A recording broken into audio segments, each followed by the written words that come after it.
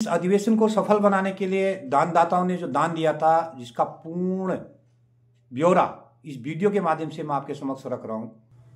दोस्तों नमस्कार, मैं नारायण सिंह बिष्ट। जैसा कि आप सभी लोगों को मालूम है, मैं वर्तमान में असम राइफल पूर्व सैनिक कल्याण संघ अखिल भारतीय का राष्ट्रीय सचिव के रूप में काम कर रहा हूं। मैं काफ़ी समय बाद आप लोगों के सामने एक वीडियो लेके आ रहा हूं। हालांकि मैंने अपना सोशल मीडिया में आना बंद कर दिया था। मेरा यूट्यूब चैनल है, मैं उस पर वीडियो ही डाला करता था, मैंने बहुत कम कर दिया। तो इसलिए कि कुछ पारिवारिक समस्याएं भी होती हैं, कुछ स्वास्थ्य समस्याएं भी रहती हैं, तो इसके कारण मैंने बंद किया था। लेकिन मुझे आज आप लोगों के सामने एक विशेष बात रखने आना पड़ा। हालांकि मुझे अपने संगठन की तरफ से जनवरी में कहा गया था कि जो हमारा 10वां एजीएम हुआ था, उसका जो लेखा जोखा, जो भी हिसाब किताब है जिसमें आपने कंट्रीब्यूट किया, और हमारा ये जो 10वां एजीएम दार्जिलिंग में संपन्न हुआ था, उसके लिए जो भी आपने धनराशि अपनी सहयोग दी थी, आपको अधिकार भी बनता है कि आपको हिसाब किताब आपको जानने का। तो इसी के रिगार्डिंग मुझे हमारे अध्यक्ष महोदय ने कहा था कि एक वीडियो सार्वजनिक करें कि कितना हमारा इनकम हुआ और कितना एक्सपेंडिचर हुआ, कितना डोनेशन मिला, कितना मेंबरशिप हुआ। वो सबका वैसे तो मैंने नवंबर 20 या 25 तारीख के आसपास मैंने एक PDF बना के सर्कुलेट कर दिया था सारे ग्रुपों में। मैंने सोचा कि एक बार फिर मैं अपनी वीडियो डाल देता हूँ, शीर्ष नेतृत्व कर कह रहा है तो मुझे डालना ज़रूरी होता है।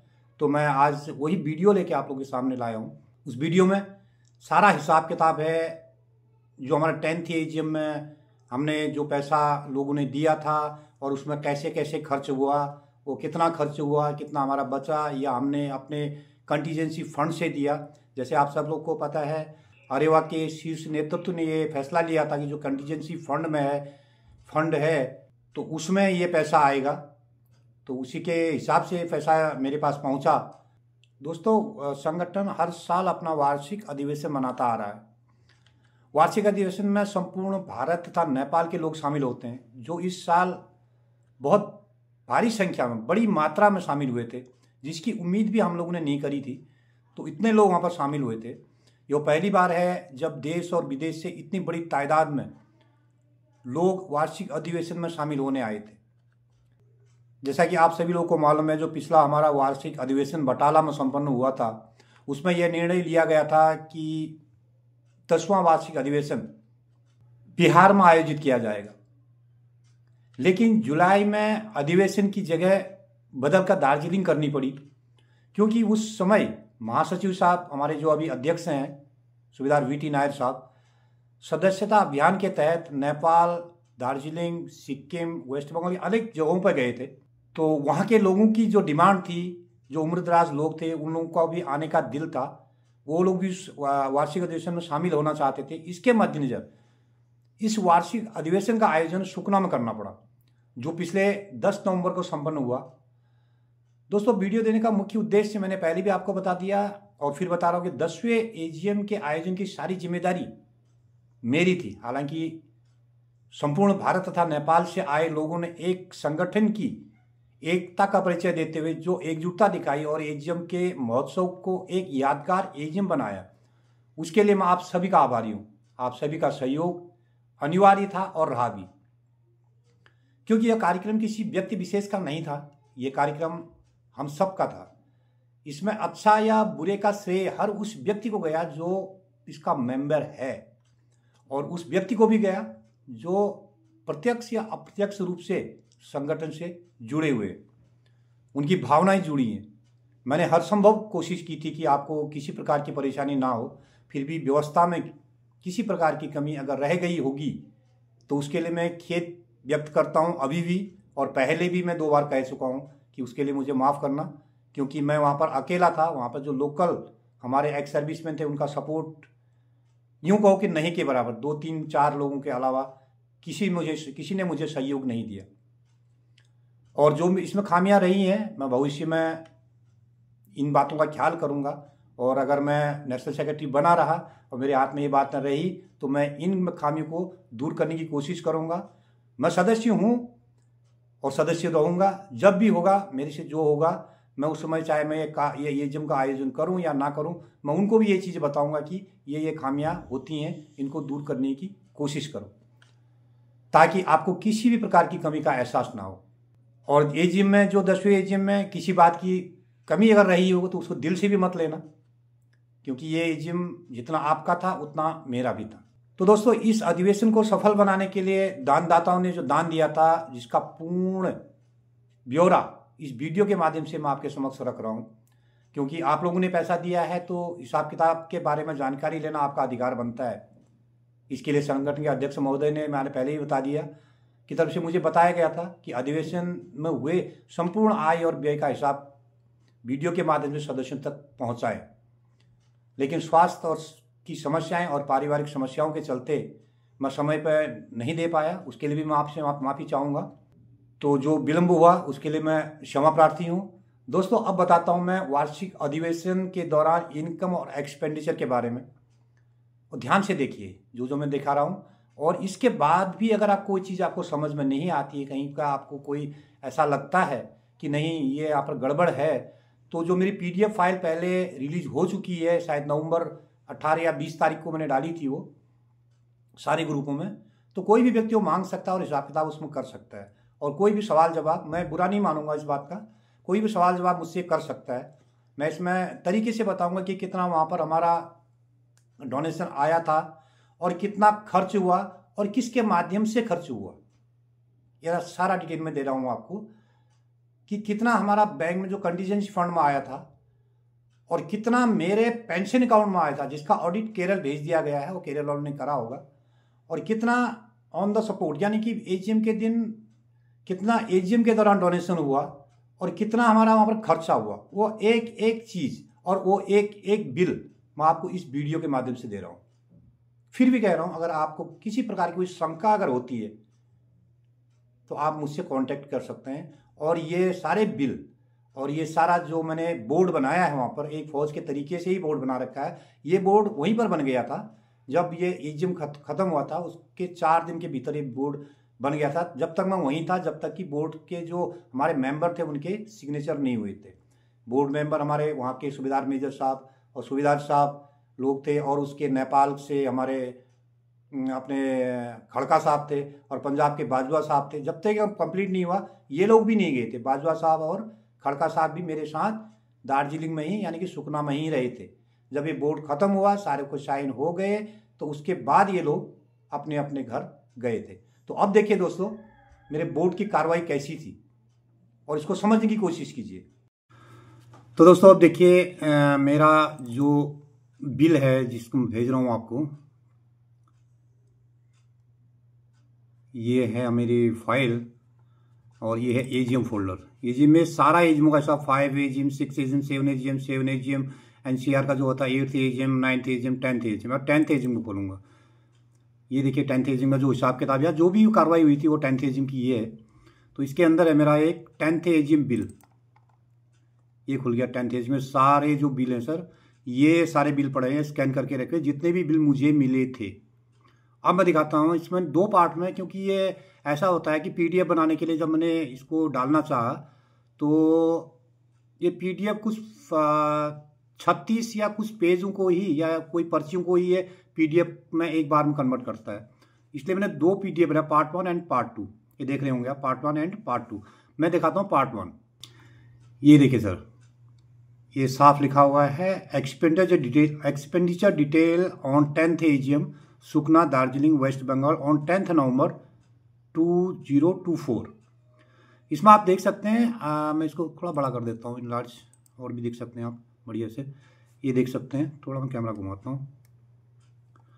जो भी आए थे वो मैंने बिल का सीक्वेंस डाला हुआ, बिल नंबर 1 2 3 4 5 6 7 8 9 10 11 12 ऐसे करके जितने भी बिल हैं नीचे नीचे जाते रहेंगे। और ये बिल किसको पे हुए? होटल ग्रीन व्यू, जैसे कब पे किया था? बिल नंबर 1 में 23,200 रुपये किसने पे किया था? रिमार्क का अब्लिक रिस्पोंडेंट में देखिए आप, रिस्पोंडेंट में तो एक्स सुबेदार मेजर गोपाल तमांग, इन्होंने ये पे किया था। हालांकि जब मैं गया था वहाँ पे तो तय इन लोगों ने किया था, मैं तो पीछे लगा हुआ था। सारा काम हम लोगों ने साथ मिलके ही किया था, लेकिन आगे लोकल है बोल के ये आगे थे वहाँ पे।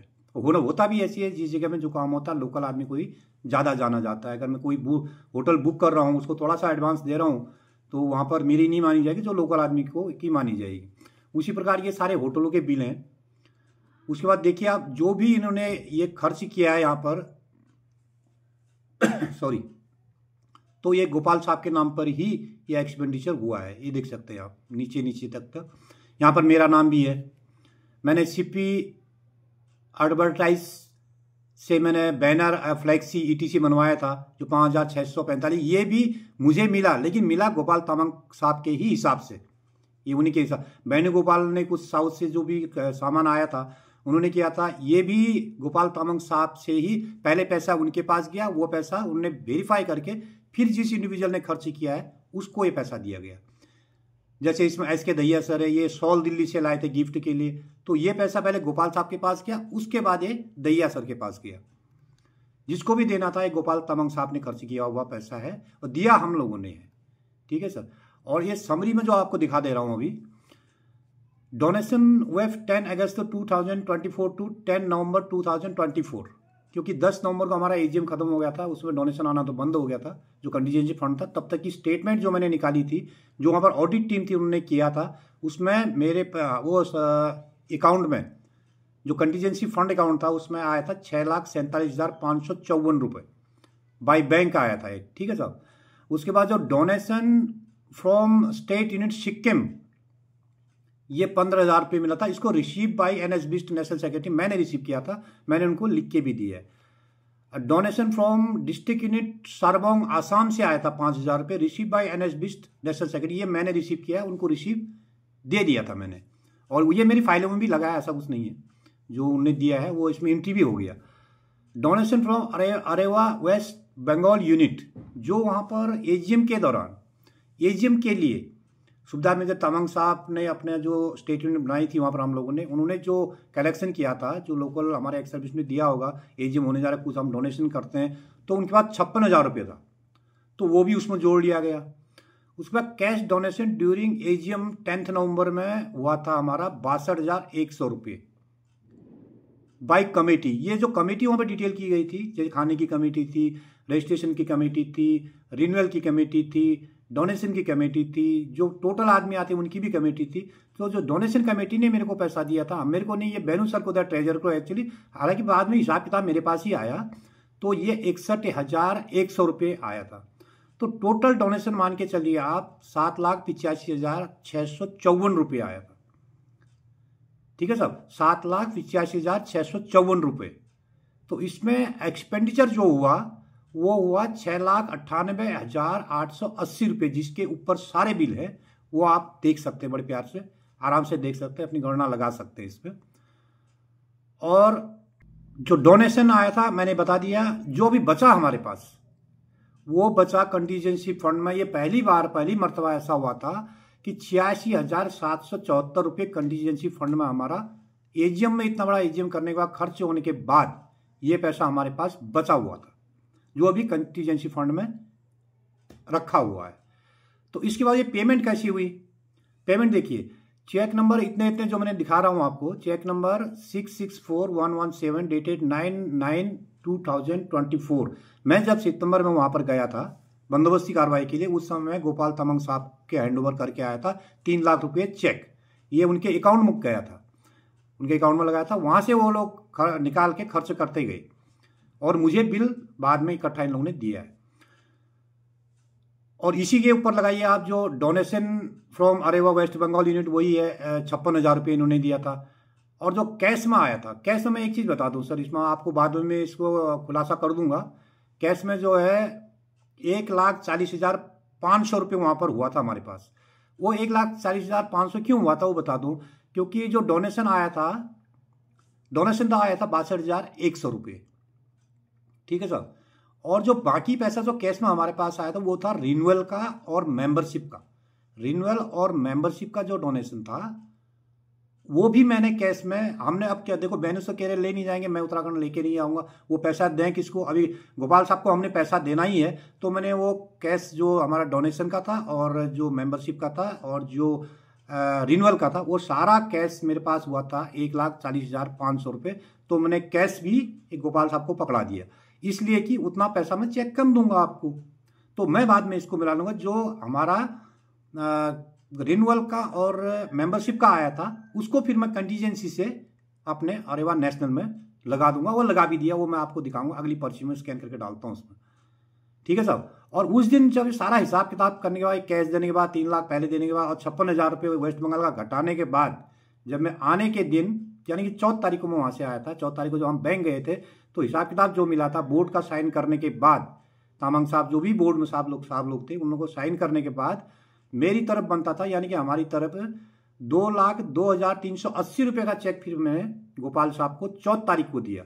तब जाके ये खर्चा हमारा 6,98,880 रुपये, जो हम सब ने, गोपाल साहब ने, मैंने, जिनने भी वहाँ पर जो आयोजन किया था, जिनने जहाँ से इन लोगों ने किया था, हिसाब किताब किया था, वो पैसा हमारा 6,98,880 रुपया पूरा हुआ। अब इसमें देखो बोर्ड कैसे होता है। बोर्ड आप सब फौजी आदमी, सबको पता है बोर्ड शब्द बनाए होंगे, मैं तो बहुत कम बनाए, लेकिन मैं नकल कर करके बता रहा हूँ आपको। तो इसमें सूबेदार मेजर गोपाल साहब प्रेसिडेंट वेस्ट बंगाल के थे, चौबा सिंह साहब जो वाइस प्रेसिडेंट हैं वेस्ट बंगाल के वो थे, IB गुरुंग साहब जो वहाँ के सेक्रेटरी हैं वो थे।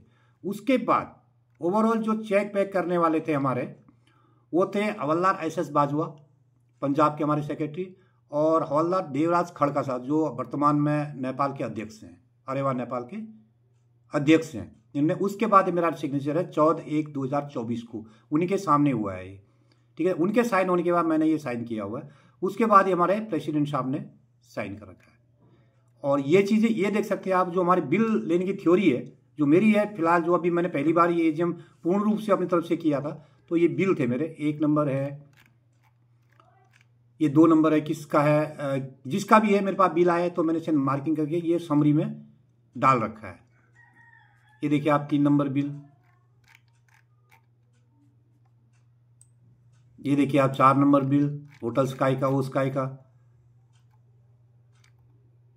ये रिसीप आए, कौन से होटल की है, प्रिंस होटल की।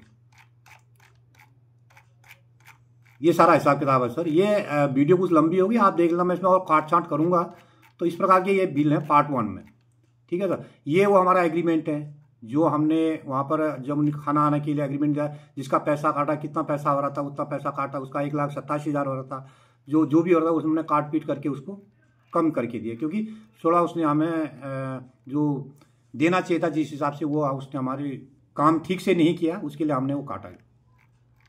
और ये सब को देखते हुए आप जो भी आप लोगों को कोई डाउट होता है, डाउट है कि नहीं है मुझे नहीं मालूम है, लेकिन ये मेरा दायित्व था कि मैंने आप लोगों को जब पैसा उठाया है तो उन लोगों को मालूम भी होना चाहिए कि पैसा किस तरीके से इन लोगों ने खर्च किया है। ये सारे बिल आपको मिलेंगे जितनी भी समरी में है। तो सर ये था मेरा AGM का हिसाब किताब। जो 10th AGM पूरी तरह से मेरे ऊपर डिपेंड करता था, तो किस तरीके से मैंने किया था। इसमें अगर कोई भी, अगर मेरे ख्याल से तो कोई गलती नहीं है कि बोर्ड साइन हो चुका है। इसमें कोई भी अगर शंका किसी साहब को होती है, अगर कोई जानकारी लेना चाहता है मेरे से, मेरे पास पूरी फाइल बनी हुई है और इस तरीके की ये AGM फाइल है। तो ये सारे AGM की जब से मेरे पास रिकॉर्ड रखा हुआ, सारों का ही हिसाब किताब इस पर रखा हुआ है। इसमें बैंक स्टेटमेंट वगैरह वगैरह सारी ही है मेरे पास। आप ये देख सकते हैं, इस प्रकार के स्टेटमेंट मैं इसमें लगा देता हूँ। पारदर्शिता होनी भी चाहिए और लोगों को इसमें बुरा भी नहीं मानना चाहिए, क्वेश्चन भी करना चाहिए। जब आप लोग क्वेश्चन नहीं करेंगे तो हम अपना काम ठीक से नहीं करेंगे। ये तो एक रिवाज है। तो आज के लिए इतना ही। ये विशेष वीडियो मेरी जो आप लोगों को की जानकारी के लिए मैंने भेजी है। और मैं आप लोगों से फिर कह रहा हूँ, मेरा कोई ये यूट्यूब चैनल जो है पैसा कमाओ चैनल नहीं है।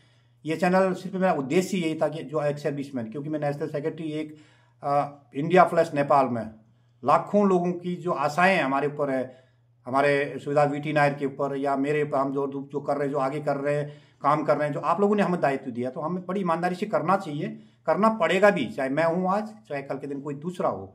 तो ये सोच के पारदर्शिता भी होनी जरूरी है और हमारा भी ये दायित्व बनता है कि जिस आदमी का कोई काम उठाया तो उनको तरीके से, उस तरीके से देना चाहिए।